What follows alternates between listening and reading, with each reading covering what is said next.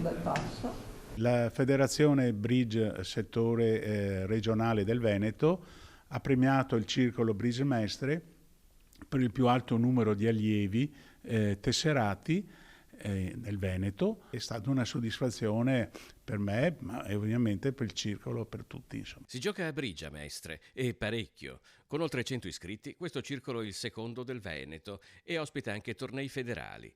Nel 1993 il CONI ha riconosciuto il bridge come attività sportiva, uno sport dell'intelletto che richiede studio, intelligenza, memoria, ragionamento. Abbiamo tre soci che sono over 90 e vengono con una certa regolarità.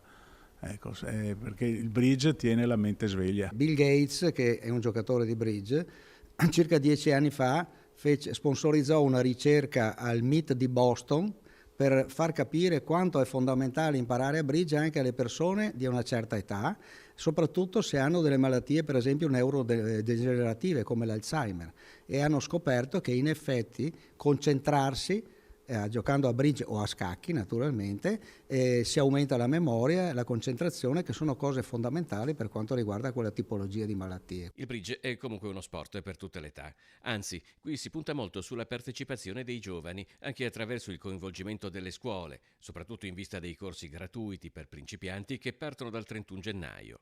Ma il circolo di bridge di Mestre si propone anche come un centro di aggregazione.